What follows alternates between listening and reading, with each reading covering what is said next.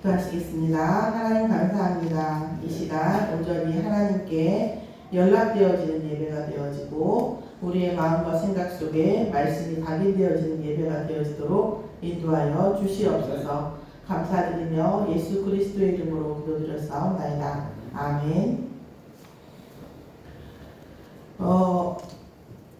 오늘 말씀은 사사기 17장 1절에서 13절의 말씀입니다. 먼저 보면 제가 서론에서 말씀드리고 싶은 건 뭐냐면 이 공적 개념이에요. 이거 이제 이런 어떻게 보면 이거는 확장적 개념이라고 볼 수도 있고 공적 개념이 있는 거예요. 우리가 아이들을 가르치다 보면 아이들도 공적 개념이 있는 아이들이 있어요. 그러니까 오직 내 거, 지금 순간만 보는 애들이 있고 이 전과 다음을 보는 애들이 있고 내가 이렇게 힘들 때 다른 사람은 어떨까 이렇게 보는 사람이 있고 내가 뭘 잘해서 다른 사람이 어떻게 해야지 이런 마음이 있는 사람이 있어요. 이 공적 개념도 두 가지예요. 과시적인 공적 개념이 있고 어떤 선의의 공적 개념이 있어요. 영향을 주려고 하는 공적 개념이 있어요. 그래서 내가 뭔가를 예를 들어서 뭐냐면 나를 보는 사람이 없으면 예를 들어서 100만 원짜리 옷을 살 거나 이런 일을 하지는 않겠죠. 저는 이제 옷의 기능 자체가 이제 여러 가지가 있는데 과시적인 기능이 있는데 그런 것 때문에 사실은 패션 산업이 발전을 하고 있긴 하지만 히말라야 산이라든가 어떤 극단적인 상황이 처하지 않는다면 사실은 우리가 100만 원짜리 200만 원짜리 파카가 저 패딩이죠. 이런 것들을 제가 파카라고 하니까 엄청 뭐라고 하던데 옛날 말이에요 이러면서 패딩이 필요가 사실은 없어요. 기능성 자체가 우리가 살면서 방수 기능이 또 얼마나 많이 필요합니까? 사실 이제 올해에는 작년까지 재작년 전까지는 사실은 사람들이 선물 받아가서 패딩을 몇백만 원짜리 샀는데 입을 일이 없어요 막 이랬는데 요즘은 또 그렇진 않습니다만은 어쨌든 과시적인 어떤 패션의 기능이 없다면 다른 사람들에게 보여지는 것 때문에 생각하는 게 없다면 사실은 이루어지지 않는 산업도 많이 있죠. 그런데 우리가 다른 사람보다 내가 과시적이고 내가 우위에 서겠다라는 그것도 어떤 면에서 공적 개념이에요. 그런데 혼자서만 있는 그런 것보다는 조금 나을 수도 있죠. 그러나 우리가 우리 자녀를 교육하고 내 자신을 봤을 때도 공적 개념. 내가 지금 이렇게 했을 때 여기 이 조직은 어떻게 될 것인가? 사회는 어떻게 될 것인가? 이런 부분에 대해서 눈이 열리고 생각이 열려야 돼요. 특히 우리 랩런트들은 공적 개념이 반드시 들어가야 됩니다. 내가 어떤 일을 해서 어떻게 할 것인가? 내가 우리 반에서 어떤 역할이 될 것인가? 내가 우리 가정에서 나는 어떤 역할이 될 것인가? 나는 이 사회에서 어떤 사람이 될 것이라고 하는 공적 개념이 돼야 돼요. 우리가 어떤 행동을 했을 때 이게 확장돼서 멀리서 보면 어떻게 될 것인가? 이런 거죠. 재활용 쓰레기를 구분을 안 하면 국가적으로는 어떻게 될 것인가? 이런 것들도 하는 거죠. 그래서 그런 공적 개념이 사실 우리나라 사람들이 적은 편은 아니에요. 다른 나라 사람들에 비해서. 그런데 그렇기 때문에 우리 공적 개념이 있는 사람들이 많기 때문에 우리나라가 그만큼 성공자가 많은 거고 이 나라가 어떤 선에서 인간성이야 아시다시피 외국 사람들은 사실은 어떻게 보면 되게 선해요. 그런 사람들은 반가 안 하는 거예요.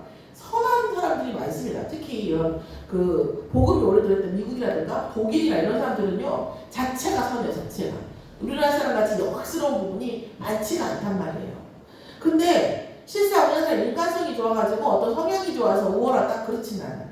그런데 우리나라 사람들은 공적 개념이 강해요. 공적 개념. 비교적인 공적 개념, 과시적인 공적 개념도 강하고 또 사람들에게 영향을 주고 선한 어떤 역할을 하려고 하는 그런 감각이 많은 것 같아요. 사람들이 좀 밀집해서 있다 보니까 그렇죠. 그래서 시골 아주머니들한테 물건 팔기가 제일 총 코드가 뭐냐면 옆집도 샀다, 뒷집도 샀고 다 가지고 있다, 이 집만 없다 이러면은 거의 시골 아주머니들은 다 물건 구매를 하죠. 남들과의 어떤 관계 이런 공적 개념이 강합니다. 그래서 우리가 우리 자녀들 그럼 그 공적 개념이 어떻게 이제 강해지는가? 이 자존감의 문제가 있어요. 자존감이 그러니까 약하면 비교적 공적 개념이 돼요. 그래서 내가 어딘가에 속해서 내가 제일 못한 것 같아. 내가 제일 어떤 것 같아? 이런 공적 개념이 생기죠. 그런데 자존감이 강하면 그거를 동등하게 바라봅니다. 아, 저 사람을 인정합니다. 인정하는 공적 개념이 돼요.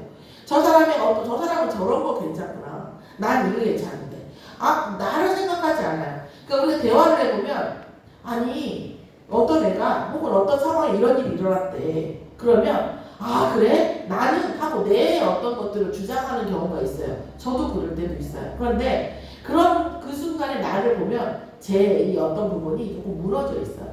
이 자존감이 우리가 그래서 그 어렸을 때부터 애정을 많이 받고 인정을 많이 받고 분명히 그 인정을 받는 게 무조건 잘했다는 게 아니죠. 너는 혼내더라도 너는 이런 부분 참 좋은데 아, 이런 부분이 약간 아쉽다. 이것 때문에 네가 결국은 문제가 생기면 너무 슬플 것 같아. 이런 어떤 자존감이 강해지는 어떤 티칭을 많이 받은 사람들은 상대를 잘 인정하죠. 그리고 상대가 나보다 우월했을 때 배우는 것을 서슴지 않아요. 쟤는 나보다 이걸 잘하네? 와, 저런 것들은 내가 따라가고 싶다. 이런 마음이 되는 거예요. 물질적으로 따라가고 이런 게 아니라 그 성향을 언제든지 배우고 싶어 하는 거예요. 왜요? 거기에 내 자존감이 무너지지 않기 때문입니다. 또한 이 공적 개념이 강한 사람들을 보면 뭐가 되면 확장성이 있다고 해요. 어떤 사건이 일어났을 때 그럼 이렇게 되면 다음엔 어떻게 될 것인가. 이게 이렇게 되면 그래서 이런 걸 키워주려고 응용 문제를 푸는 거예요. 수학 같은 경우에도. 나는 수학을 어려운 문제를 계속 내길래 우리를 괴롭히기 위해서 누군가가 막 작정하고 덤빈다고 생각했는데 아니에요. 응용력을 키우기 위해서, 확장 개념을 키우기 위해서 응용력을 자꾸 응용 문제를 풀어야 어떤 이 사건 가지고 그 다음 어려운 문제에 대한 실마리를 잡아낼 수 있기 때문에 작은 원리를 가지고 큰 문제의 실마리를 잡아내는 그런 뇌의 그런 훈련을 위해서 응용 문제를 내게 하는 거예요. 우리 우월한 거 아닌가, 너 잘하나 못하나 보자. 그런 뜻이 아니거든요. 사실은. 그래서 아이가 확장성이 있어야 돼요. 이건 이렇게 됐으니까 다른 점도 이렇게 되겠네. 내가 이렇게 하면 저 사람이 이렇게 되겠네. 이런 것들이에요. 이런 자존감과 이 확장성이 전문성과 결합이 되어지면 아주 긍정적인 공적 개념이 생기죠. 그래서 어떤 조직을 맡아도 흔들림이 없는 거죠. 왜요? 내 입장도 알고 상대 입장도 알고 그렇죠? 그리고 어떤 작은 사건을 통해서 큰 문제의 실마리를 본단 말이에요. 그래서 어떤 문제를 만나더라도 작은 힌트를 가지고 그 문제에 대한 답을 얻죠. 그래서 이 공적 개념이 강한 사람들이 사실은 굉장한 리더십이 있는 거예요. 그래서 우리가 복음을 만나도 공적 개념이 없는 사람은 왜 전도해야 되는지, 제가 공적 개념이 없을 때 전도를 하러 나가라 그러면 목사님 영업사원 같은 느낌이에요. 목사님이라는 사장을 두고 교회라는 회사를 위해서 내가 빚도 없이 이름도 없이 영업하는 기분인 거예요. 그리고 또 현장에 가면 그러니까 교회 다니면서 오늘 목사님이 작년 얘기하죠. 헌금하라는 거 아니야 지금 나한테. 헌금할 사람 지금 불러도 모집하는 거 아니냐 이렇게 하는 거예요. 근데 그 당시에는 제가 공적 개념이 약하다 보니까 그렇게 생각할 수도 있겠다 하면서도 내 마음 안쪽에는 그게 본질은 아닌데 그게 본질은 아니거든요. 제가 분명히 그렇거든요. 그리고 그런 부분들이 되게 강한 그 일이 있어요. 우리가 그리고 또 그렇게 현장을 나가는 것 자체를 이해를 못해요. 신앙생활을 하면 나 잘 되고 내 자녀 잘 되고 남편이 나한테 잘하고 나도 남편한테 잘하고 그런 게 신앙생활이지. 그래서 교회를 오면 나한테 오늘 하나님 어떤 응답을 주실 것인가? 왜 응답 안 줘? 하나님 안 계시는 거 아니야? 이런 개념이 있는 거예요. 공적 개념이 없으면 계속 신앙생활 자체가요. 여러분 그런 말이에요. 답보되어 있다고. 정체되어 있는, 답보되어 있는 공적 개념이 없는 그런 신앙생활이 되는 거예요. 공적 개념이 진짜 강한 사람들, 얼마 전에 제가 또 강의를 듣는데 우리가 정말 과거에도 그랬지만 미래에서 성공하는 사람의 가장 큰 자질 중에 하나가 나를 사랑하는 것이라는 거예요. 어떤 사람이냐면 내가 정말 그분도 믿는 분 같은데 말을 못하는데 내가 정말 하나님 앞에 언약이 있고 내가 정말 이것을 가지고 내가 어떤 인생을 살아야겠다는 이미지와 형상과 분명한 언약이 있으면 어떤 사람이 무슨 말을 해도 흔들리지 않는 거예요. 심지어 부모님이 말해도 흔들리지 않는 거예요. 진짜 내가 언약을 갖고 있다면. 그렇잖아요? 그 흔들리지 않는 거. 그게 나를 사랑하는 거예요. 아, 제 것도 내 거 같고 제 것도 내가 했으면 좋겠고 이게 나를 사랑하는 게 아니라 어떤 누군가 어떤 말을 해도 내가 지금 가는 길이 진짜 맞다고 하나님 앞에 사람 앞에 이 저가 되어지면 흔들리지 않는 나를 사랑하는 게 있어야 되고 또 하나는 남을 사랑한다는 거예요. 내가 가지고 있는 달란트와 내가 가는 길이 세상에 도움이 되고 또 많은 사람들에게 분명히 도움이 되며 내가 가는 이것들이 많은 사람들에게 답을 줄 수 있는 분명히 선한 영향력을 줄 수 있는 것이 되어져 있는 그런 개념이 있는 사람들이 공부를 잘한다고 하는 게 아니라 공부를 해도 내가 이걸 하나 해서 어떻게 내가 할 것인가 확장 개념이 있어야 이 되는 거지 막 가서 학원 가서 열심히 공부한다고 그게 성공하는 사람은 아니거든요. 저도 애들을 가르치지만 성공할 애를 성공을 못하게 키우는 경우도 되게 많아요. 그 엄마 아빠의 가치관이 그런데 또 이런 경우는 제가 그 가치관 속에 들어가 줘야 되거든요. 그럼 못 들어가게 해요. 자기들의 가치관을 선생님이 해주고 놓지 못하게 한단 말이에요. 그래서 너무 안타까울 때가 정말 많아요. 공부라고 하는 것은 옳은 것을 지향해요. 틀린 생각을 가지고 틀린 오류를 가지고 있는 논리를 갖고는요. 정답을 찾아낼 수가 없어요. 그러면 진짜 정답을 잘 찾아낸다면요. 이 말로 속이고 저 말로 속이고 저렇게 꼬고 저렇게 꼬아도 결국 정답을 찾아내는 눈이 있어야 돼요. 이게 공부예요. 또 아까도 말했어요. 작은 원리를 가지고 전혀 다른 문제인 것 같은 것에 대한 실마리를 찾아낼 수 있어야 돼요. 이게 진짜 공부거든요. 그런 능력을 키우기 위해서 그걸 관할하는 뇌를 강화시키기 위해서 공부를 하는 거지 이 문제를 풀기 위해서 이 아이가 존재하는 것은 아니거든요. 우리 아이들이 이 세상에서 정말 빛이 되어야 됩니다. 소금이 되어야 돼요. 앞으로는 그렇다고 해서 빛이 된다고 소금이 된다고 해서 여러분 절대 거지같이 살지 않아요. 여러분 어떤 식당을 갔는데 어떤 것까지는 좋아. 근데 그 다음부터 문제야. 그러면요 좋은 데까지 이 사람이 잘 되다가 그 문제 때문에 문을 닫아요. 절대 우리가 아이들의 능력과 이 가치관과 이런 걸 제한하면 안 되고요. 풀어줘야 됩니다. 어떤 순간이 되면 우리가 지금 우리 가르치는 애도 그랬고 저희 조카도 그렇지만 그 학교 폭력 때문에 문제가 되죠. 학폭이 굉장히 잘 발달돼 있어가지고 문제가 가해자가 지명만 돼도 걔가 지금 진짜 그랬나 안 그랬나 별 상관없이 지명만 돼도 학교를 못 나가요. 일주일 동안. 이런 식으로 제재가 들어오고 막 되게 커져요. 자, 그런데 우리가 상대방의 공적 개념이 있으면 내가 이 말을 했을 때 저 사람이 어떻게 느끼는지 또 혹은 저 사람이 나를 놀려요. 예를 들자면 놀려요. 놀리면 그 놀리는 마음의 심정 우리가 여러분 잘 한번 들어가 보세요. 그 놀리는 심정이 뭐겠어요? 자존감은 약한데 제가 날 봐줬으면 좋겠어. 제가 나의 존재감을 좀 알았으면 좋겠는 거예요. 저 사람이 나를 알았으면 좋겠는데 나를 안 알아줘. 근데 뭔가 그 사람에 대한 접근법을 모르면 뭐예요? 특히 남자친구들 같은 어린 남자애들 뭐예요? 놀리는 거예요. 놀려서 자꾸 그 사람하고 말할 거리를 찾는 거거든요. 그리고 놀리는데 너 대단하다 이러면 굉장히 자존감이 높죠. 그렇지 않기 때문에 비하 쪽으로 가는 거거든요.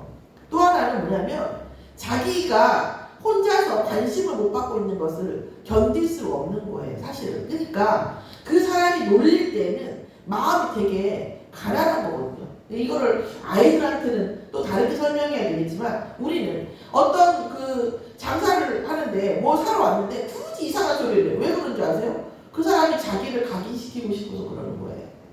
자기를 뭐랄까요? 뭐 여러 가지니까 뭐 원인은 많죠. 원인은 많아요. 물질적인 어떤 그 욕심이 많은데 물질적으로 채워지지 않으면 그거에 대한 어떤 많은 것들, 애정적인 것들 그런 것들에 뭔가가 채워지지 않는 것을 거기 가서 채우는 거예요. 그래서 사람들이 나를 알아주고 나 때문에 심지어 그런 거 있잖아요. 스토커들은 화를 내도 좋아해요. 자기를 보고 화를 내는 걸 기뻐한다니까요. 왜요? 화를 내더라도 자기를 보고 있잖아요. 자기 말에 반응을 보이고 있잖아요. 이거에 엄청 기뻐해요. 그런 그 심리가 너무나 많이 들어있는 거예요. 그러니까 아이들에게도 사실은 그렇게 이상한 말을 하고 이상한 짓을 이런 것들에 대한 이런 아이들에 대한 그리고 세상 사람들에 대한 보는 눈을 좀 넓혀줄 필요가 있어요. 그래서 그 사람의 심정을 알고 또 내가 자존감이 있고 내가 어떤 말을 했을 때 그 사람을 때렸을 때 혹은 어떤 악한 상황이 됐을 때 그 사람이 어떤 감정을 느낄 것인가가 내 마음에 울림으로 오면 그렇게 할 수가 없게 되는 거죠. 그래서 우리 랩런트들이 인간관계와 달란트와 이 사회에서 자기 자신 자아관, 이 애고관, 나에 대한 애고, 나는요 어떤 상황에도 하나님 자녀고 하나님 나와 함께 하십니다. 그러면 분명한 하나님께서 증거를 주십니다. 이 증거가 참된 자존감의 회복의 중요한 계기가 되어지기를 예수의 이름으로 축원합니다. 그래서 우리 랩런트들에게 정말 애정이 있고, 그러니까 지난주에 말씀드렸지만 그래서 선풍기에 부딪히지 않게 조심해, 선풍기 만지지 마, 선풍기에 손가락 넣지 마. 그러면 넣지 마, 만지지 마, 선풍기만 기억한다는 거죠. 그래서 온통 관심이 선풍기에 있어서 결국 어느 날 손가락을 넣고 있는 거죠. 이게 이제 어떤 심리적으로 그렇다고 하거든요. 그래서 우리가 가능성을 키워주고 확장성을 높여주고 공적 개념을 많이 넣어주면서 세상이 느끼는 것들, 세상의 문제들을 어떻게 보면 아는 수 있는 그런 그릇으로 키우는 것이 굉장히 공부보다 더 중요합니다. 공부도 알고 보면 그거 하라고 훈련시키는 겁니다. 오늘 말씀 속에서 사사기에서 사사기 16장까지의 말씀이 뭐냐면 여러분 유명한 사사 삼손에 대한 얘기입니다. 삼손은 나시르로 태어났어요. 머리카락을 자르지 않으면 반드시 거기에 어마어마한 힘을 주겠다는 언약을 붙잡고 나시르로 태어났습니다. 그러면 그 힘을 통해서 뭘 하라는 거죠? 이스라엘을 보호하고 하나님의 살아계신 것, 그쵸? 이 언약을 지키라는 말씀인데 그 삼손이 어느 날 육신의 미혹에 빠졌어요. 육신의 미혹에 빠져서 우리가 생각하면 조금 더 바보 같은 일을 하죠. 예를 들어서 밧줄로 묶으면 내 힘이 빠진다 했는데 정말로 뭐예요? 들으다가 밧줄로 묶었잖아요. 근데 또 물어보면 또 대답을 해요. 이게 저는 잠깐 계시지만 이 남성성이 아닌가 싶어요. 이것이 남성성. 당하고도요, 또 육신에 또 가려워지면 또 그걸 해요. 너무 놀라운 것 같아요. 그러니까 이런 것들을 굉장히 악용하는 여자 집단이고, 이런 거를 모르는 여자분들 뭐라고 하는 순진하다 이러는 거죠. 남자를 모른다. 근데 들으려니 그걸 알았던 거죠. 어쨌든 육신의 미혹 속에서 계속 바보 같은 짓을 해요. 계속 잡으려고 계속 하는데도 불구하고 들으려 또 물어보면 또 대답을 해줘요. 결국은 뭐죠? 최후까지 가게 되는 거죠. 그러면서 삼손이 뭐합니까? 깨닫죠. 뭐예요? 머리털 때문에 하나님이 머리털을 주신 이유를 어떤 공적 개념을 그때서 깨닫는 거죠. 깨닫고 뭐합니까? 이 블레셋 사람으로부터 이스라엘을 지키고 언약을 지키라고 하나님께서 내가 머리털에 힘을 주셨는데 내가 육신을 통해서 내가 이렇게 됐구나 회개하고 하나님 마지막으로 뭐예요? 블레셋 사람을 물리칠 수 있는 기회를 달라고 기도하죠. 그래서 결국 뭐예요? 공멸하는 일이 생깁니다. 하나님은 공멸하는 걸 원하지 않으셨거든요. 그런데 결국은 그 사사 삼손의 선택과 이 언약의 부재 그리고 자기의 인생이 어떤 의미인가, 이 민족과 하나님 나라의 어떤 의미인가를 발견 못해서 결국 뭐죠? 결국은 최선의 선택이긴 한데 그게 공멸하는 거예요. 그래서 블레셋의 치명타를 높였고 많은 사람들이 죽고 치명타를 입어가지고 또 그 안에 있는 많은 지도층이 죽었죠. 그래가지고 블레셋이라는 나라가 한동안 뭐예요? 이스라엘을 쳐들어오기가 위협하기가 어려운 상황이었어요. 그 상황에 이제 17장의 내용이 나오는 겁니다. 에브라임 산지에 미가라고 하는 사람이 있는데 자 2절을 보면 어떤 일이냐면요. 어머니의 돌을 미가가 가져간 거예요. 미가가. 근데 이 은 1100이잖아요. 은 1100은 공교롭게도 드릴라가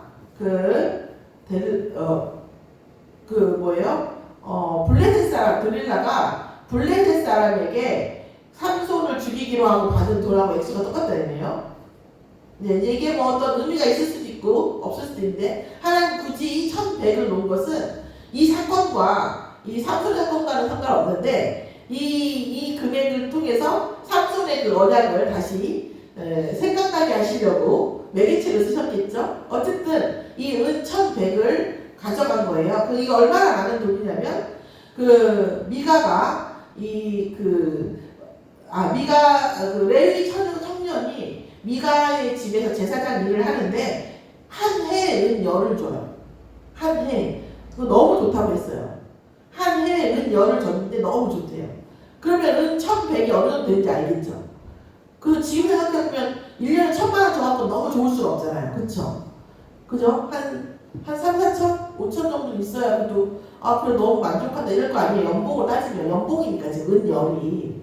근데 그게 은 열이에요. 근데 은 1100이라고 하면 엄청 많겠죠. 네, 그러니까 예상을 할 수 있겠죠. 또 내가 5천이라고 얘기했지만 꼭 그렇다기보다도 어쨌든 그 정도 된다고 하면 그런 정도의 금액이니까 드릴라가 삼손을 죽이기로 한 거예요. 그런데 어머니가 은 1100을 잃어버렸으니까 어마어마한 돈을 잃어버린 거죠. 그러면서 저주를 한 거예요. 그러니까 미가라는 사람이 하나님의 영적인 것은 관심이 있는 사람이에요. 그러니까 어머니의 그 저주를 듣고 계속 이거야 보니까 안 되겠는 거예요.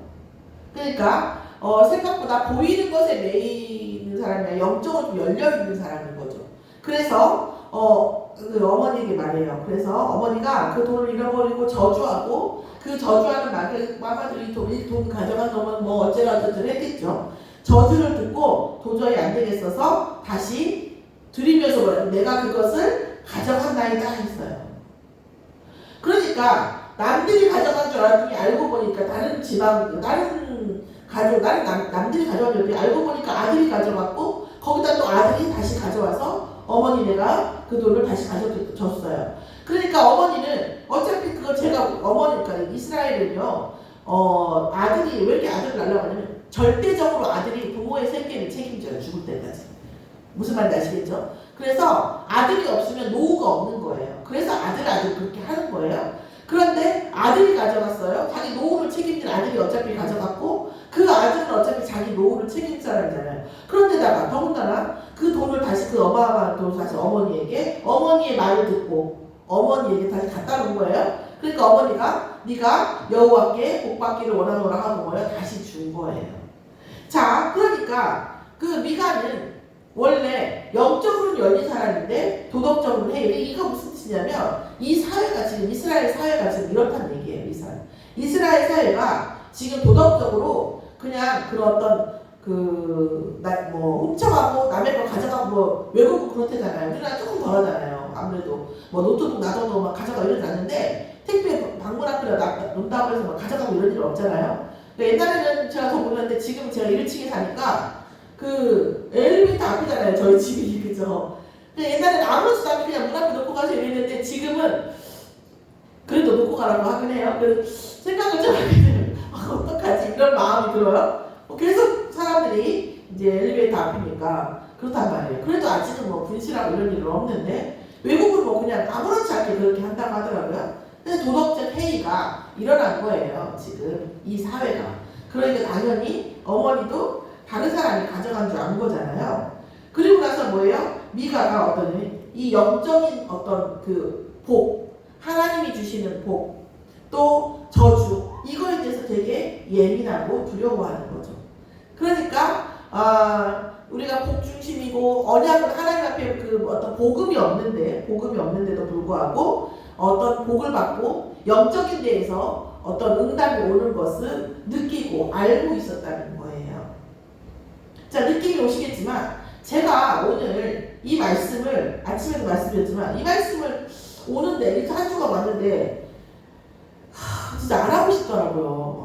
이거 좀 그런데 계속 안 하고 싶어가지고 뺀질뺀질 막 계속 그랬어요. 그러니까 오늘의 이번 주 강단 말씀은 뭐냐면 이게 신앙생활의 오답노트.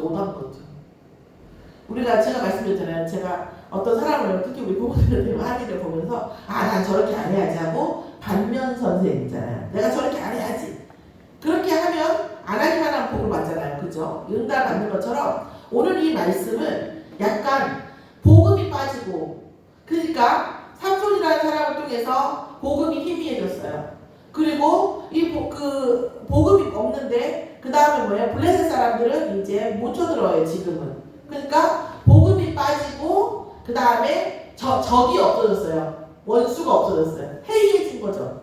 영적 해이와 도덕적 해이가 온 상태예요. 이 상태가 지금 미가의 지금 상태를 대표적으로 보여주시는 거예요. 그러면서 영적으로 뭔가 두려워하는데 그 주체를 찾지 못해요. 자, 그러면서 그 다음에 말씀이 뭐라 오냐면, 그러니까 미가에게 도로 주니까 미가가 다시 어머니에게 도로 줌에 도로 줬어요. 어머니 이거 하시라고 줬어요. 그랬더니 그 어머니가 너무 고마워서 뭐를 하냐면, 너가 하나님의 복을 받기 원하노라, 여호와의 복을 받기 원하노라 해놓고 뭐 하냐면 우상을 만들어요. 은으로 우상을. 그래서 신상을 새겨요. 신상을. 그래서 에봇과 드라빔을 만들어요. 미가가 그 다음 뭐예요? 신당을 만들어 놓고 있어요. 미가가 자기 개인의 신당을 만들어 놓고 어머니가 그 주신 은으로 하나님의 복을 받기, 여호와의 복을 받기 원하노라 해놓고 뭐예요? 에봇과 드라빔을 만들어요. 그 에봇은 뭐냐면 제사장의 옷이에요. 그 제사장의 옷을 만들고 한 아들을 세워서 그의 제사장으로 삼아요.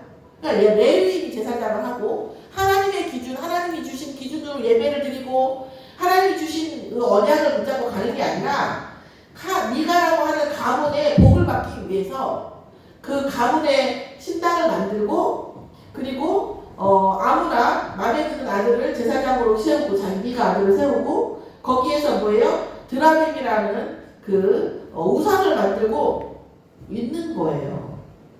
자, 그러면 6절에 뭐라고 하면, 그게 뭐라고 하는 거예요? 그게 그 사람들은 뭐라? 여호와께 복받는 방법이라고 생각한다는 거예요. 여호와를 거스르는 게 아니라 여호와를 복받는 방법인 거예요. 자, 그때에는 이스라엘의 왕이 없었으므로 사람마다 뭐예요? 자기 소견에 옳은 대로 행하였더라. 이게 포인트예요. 사실은 여호와, 우리가 사랑을 너무 원해요. 사랑받기 원하지만, 우리 아이들도 마찬가지죠. 사랑받기 원하지만 사랑받으려고 하지 않아요.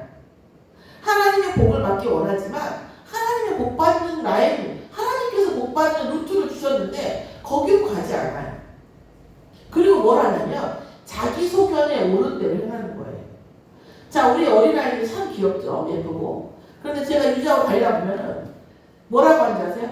제대로 알지, 그러니까 정확하게 알지 못하고 자기 소견대로 하는 걸 뭐라고 해요? 고집이라고 하죠. 고집. 자기 소견대로 한다는 거예요. 말씀대로. 엄마하고 함께 하려고 하면 엄마의 의견에 맞춰야 되고, 친구하고 함께 하려면 친구의 의견에 맞춰야 돼요. 우리가 사업을 같이 하려면 사업을 같이 하는 사람과 의견을 맞춰야 되는데 나의 소견대로 하는 거예요. 자기 소견대로. 자, 그래서 응답을 원하나? 응답하고 상관없는 삶이 되는 거예요. 자, 유다 가족에 속한 유다 베들레헴에 한 청년이 있었어요. 자, 여기가 어디냐면 유다는 뭐예요? 베들레헴은 예수님이 오시는 곳이에요. 예수님이 오실 곳이고 유다 족속은 예수님의 조상이에요. 예수님의 조상. 예수님이 오실 곳에 예수님의 조상이 레위인으로서 거기에서 거류를 한 거예요. 그런데 베들레헴에는 뭐 레위인이 거할 거 원래 장소가 없다네요. 그러니까 레위인으로서 있어야 되지 않는 자리에 있는 거예요. 그러면 분명히 언약이 있는, 메시아 언약을 가지고 있는 민족이고 그 족속이 유다 족속에서 오셨으니까. 그리고 베들레헴의 현장에 있음에도 불구하고 뭐예요? 창세기 3장 15절을 모르고 여자의 후손을 모르고 메시아의 언약을 붙잡고 있지 않은 거예요. 그럼에도 불구하고 유다 가족이고요. 유다 베들레헴에 있으면서 레위인으로서 거기에 거류하는데 뭐예요? 언약이 없는 거예요. 그러니까 이 청년이 뭐합니까? 거주할 곳을 찾고자 하여 마치 아브라함이 먹고 살 것을 위해서 베들레헴 가나안 땅으로 가라고 하는 하나님의 언약을 얻고 애굽 땅으로 가는 것처럼 이 레위인이 거주할 곳을 찾고 생계를 위해서 뭐예요? 베들레헴을 떠나서 에브라임 산지로 가서 미가의 집에 이른 거예요. 그래서 미가가 어떻게 해요? 베들레헴의 레위인으로서 거류할 것을 찾으러 가는 이 사람을 뭐예요? 자기 집에 제사장으로 삼습니다. 그 은열과 윤복 한 벌과 먹을 것을 주니까 레위인이 그 사람들이 거주하면서 만족하게 생각했다고 했어요. 왜요? 육신의 문제가 해결이 되었으니까. 그러면서 뭐냐면 미가가 계속 뭐예요? 이 레위인이 내 제사장이 되었으니 이제 여호와께서 내게 복 주실 줄을 아노라 하니라. 여전히 지금 미가가 뭐예요? 여호와께서 내게 복 주시길 계속 원해요. 그런데 여호와께서 복 주시는 것은 뭐냐면 창세기 3장은 아는 메시아 언약을 가진 사람이에요. 메시아 언약을 가지고 그 여자 예수 하나님께서 인간으로 오셔서 이 땅을 살리시겠다고 하는 오실 그리스도의 언약을 가지고 오실 그리스도의 언약을 확장시키는 이 언약을 통해서 이 언약을 위해서 그 언약의 행보를 가는 그 사람에게 하나님은 복 주시겠다고 했는데 미가는 언약 없이 하나님께서 복 주시기를 계속 원하는 상태입니다. 여호와의 복을. 자, 그러니까 뭐예요? 지금 하나님께 복을 받고 싶은데 오히려 우상을 섬기는 미가. 레위인이고 유다 족속이면서 베들레헴에서 떠나서 먹고 살기 위해서 그 미가의 개인의 제사장이 된 레위인. 이게 지금 뭐예요? 왕이 없어서 자기의 소견대로 신앙생활을 하는 이스라엘 백성의 상태인 거예요. 자, 하나님의 언약은 여호와의 복을 받기로 한다면 하나님의 언약은 무엇입니까? 레위 지파, 피언약을 아는 사람이 피언약을 아는 사람에게 장가가서 피언약을 아는 자녀를 낳는 거예요. 그게 모세였죠. 출애굽기 2장 1절에 레위 남자가 레위 여자에게 장가들었어요. 왜 굳이? 왜요? 피언약을 알아듣고 피언약의 그 창세기 3장 15절을 아는 그 여자에게 장가들어서 모세가 왕궁에 있는데 엄마가 유모처럼 젖을 먹여서 키웠잖아요. 그 모세가 나중에 미디안에서 뭐 했냐면 언약 깨닫고 모세 3경, 모세 5경 좋아요. 창세기, 출애굽기, 민수기, 레위기, 민수기 또 하나 생각이 안 나요. 그 5경, 모세 5경을 지었어요. 그러면 창세기 3장 15절을 누가 썼다? 글로 처음 쓴 게 누구냐면 모세예요. 그럼 그 모세가 애국 대학에서 에스페리온 대학을 나왔거든요. 최고 대학이에요. 그 대학에서 왕가의 대학을 나왔는데 거기서 창세기 3장 15절을 들었겠어요? 아니잖아요. 창세기 3장 15절을 들을 수 있는 모세 5경을 쓸 수 있는 이 근거, 옛날에는 외워서 성경을 전달했으니까 그 근거가 누구한테 있었겠어요? 어머니한테 있었던 거예요. 유대인들은 젖을 뗄 때가 언제 거의 유아기 유치 정도 됐을 때까지 그때 젖을 떼잖아요. 그때까지 계속 뭘 해줘요? 성경 언약 창세기 3장 15절 모세 5경의 성경을 계속 외워서 각인시킨 거예요. 모세에게. 자, 레위 지파의 언약은 뭐냐면 그 여자의 후손 창세기 3장 15절 이 언약의 후손 이것이 레위 지파가 붙잡고 가야 될 피언약이거든요. 그래서 레위 지파가 끝도 없이 백성의 죄를 위해서 예수 그리스도 오시기 전까지 뭘 잡아요? 양을 잡는 거예요. 계속 예수님의 피언약을 전달해야 되니까. 그게 레위 지파거든요. 하나님의 언약이 뭡니까? 오실 그리스도와 오신 그리스도를 붙잡는 거예요. 모든 게 왜곡돼요. 우리 안 되는 거. 저도 가끔 하나님 그러면 모든 문제 해결되는 것은 어디까지니까 모든 문제 해결을 되는 결과를 보여주는 겁니까? 아니 과정 중에 있는 겁니까? 제가 질문을 하거든요. 그런데 분명한 건 예수 그리스도는 모든 문제를 해결하십니다. 모든 문제를 해결하시는데 어디서 되면 내 안에 있는 부족한 부분부터 해결하십니다. 내 안에 있는 것. 그렇기 때문에 하나님은 결국은 모든 문제를 우리 인생에 해결해 놓고 우리를 부르셨거든요. 자, 그런데 그리스도를 통해서 우리가 누릴 수 있는 거예요. 근데 우리는 그런 상태가 아직 아니란 말이에요. 늘 말씀드리지만 그렇기 때문에 뭐예요? 예수 그리스도를 누릴 때 우리는 뭐예요? 언약 중심의 삶이 되어지고 예수 그리스도를 누릴 때 우리는 완전한 응답이 되어지는 거예요. 작용, 부작용이 없는 상황이 되어지는 거예요. 심지어 나쁜 일이 있을지라도 그게 그리스도가 주인 되어지면 그것이 응답이 되어질 정도로 우리는 하나님께서 모든 복을 주셨단 말이에요. 어디 안에? 예수 그리스도 안에. 지금 사사기 17장은 예수 그리스도의 피가 흐르지 않는 종교 생활을 보여주고 있는 거예요. 그래서 이번 주 한 주간에 하나님 제가 진짜 하나님의 복을 얻을 수 있는 미가와 같은 신앙생활이 아니라 진짜 하나님의 복을 얻는 예수 그리스도를 누리는 삶, 모든 걸 해결하셨다는데 내 인생에 모든 걸 해결하시는 것을 증거로 보여주셔서 그 그리스도의 언약을 전달할 수 있는, 증거할 수 있는 삶을 주시고 우리 자녀들에게도 그 응답을 주시라고 기도하는 저와 여러분이 되기를 예수의 이름으로 축원합니다. 그렇게 하시면 뭐예요? 말씀대로 이루시는 그 말씀이 뭐예요? 예수 그리스도 보내주시겠다는 말씀이에요. 하나님께서 인간으로 오셔서 우리의 모든 죄와 저주를 해결하시겠다는 말씀입니다. 그 말씀대로 이루시는 하나님이세요. 말씀대로 복 주시는 하나님이십니다. 예수 그리스도를 누릴 때마다 흑암이 꺾이게 하신 하나님이십니다. 그래서 우리 여호와의 복을 받는 참된 길은 말씀 속에서 예수 그리스도의 피 언약으로 나를 살리고 세상을 살리는 것입니다. 하나님, 나를 먼저 살려주시라고. 내 창세기 3장으로 내가 부족한 부분, 생각되어지지 않는 부분, 정말 부족한 공적 개념, 저 안에 있는 많은 것들을 하나님의 시스템으로 살려주시라고. 말씀으로 나를 살려주시라고.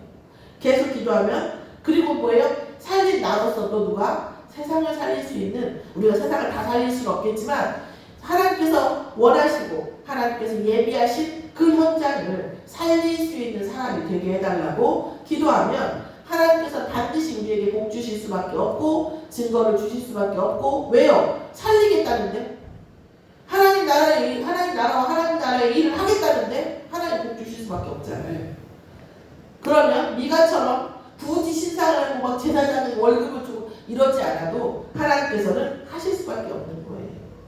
다락방 얘기할 때 우리의 이제 예수 그리스도 얘기할 때 가장 많은 말, 다락방 안에서 우리 랩런트 다락방을 해야 되는 이유가 뭐냐면 이미 인생 문제를 해결하고 인생을 살 수 있기 때문이에요. 분명합니다, 여러분. 이 인생을 문제가 오기 전에 이미 답을 가지고 가라는 거예요. 답을 가지고. 그렇기 때문에 다락방을 하는 거고, 또한 예수가 그리스도라는 것은요 모든 인생 문제가 해결되는 거예요. 진짜. 자, 그러면 그거 안 했는데 내가 해결 안 된 내 문제는 뭐냐? 해결을 하고 있는 과정이에요. 그럼 이건 말장난 같죠? 그게 아니에요. 하나님께서는 해결해 줄 수 있는 조건, 컨디션이 있고 그걸 할 수 있어요. 그런데 나는 말씀드렸지만 제가 서울 가는 그 기차 티켓을 샀어요. 그리고 부산 가는 그 라인에 서 있으면 어떻게 되는 거죠? 서울 가는 티켓이 있어요. 근데 줬어요. 근데 부산 가는 방향으로 서 있단 말이에요, 내가. 그러면 누군가한테 한 대 맞아야 되겠죠? 왜 거기 서 있어? 말로만 하죠. 왜 거기 서 있어? 이렇게 나올 거예요. 그렇죠?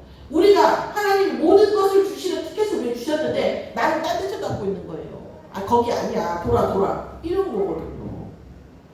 그러니까 우리의 신앙이 나는 부산으로 가든 제주도 방향으로 가든 하나님 나를 서울에다가 갖다 놓으세요. 이런 기도가 되고 신앙생활이 될 수 있단 말이에요. 하나님, 그러나 우리가 서울 가는 티켓이 있기 때문에 내가 서울 가는 방향으로 타기만 하면 그 자리에 있기만 하면 하나님 모든 것을 할 수 있게 해주신단 말이죠. 자, 근데 부산에 있는 내 방향을 서울 가는 방향으로 가게 하시는 것도 하나님께서는 하십니다. 이 과정이 있어요. 방향의 과정이. 그래서 오늘 정말 참된 여호와의 복을 회복하는 예수 그리스도의 이름의 권세, 그 능력을 우리의 인생 속에서 정말 누릴 수 있는 또 하나의 전환점이 되는 저와 여러분이 되기를 예수의 이름으로 축원합니다. 기도하겠습니다. 하나님 감사합니다. 우리의 인생이 내가 보는 관점, 내 중심이 아니고 나의 복이 문제가 아니라 하나님께서 원하시는 말씀과 언약을 통해서 반드시 내게 이루실 하나님의 시간표가 이루어지는 여호와의 복을 받도록 인도하여 주시옵소서. 이를 방해하는 모든 흑암과 모든 그 장애와 모든 사단의 역사가 지금 이 시간 예수 그리스도의 이름으로 결박되게 하옵소서. 감사드리며 예수 그리스도의 이름으로 기도드렸사옵나이다. 아멘.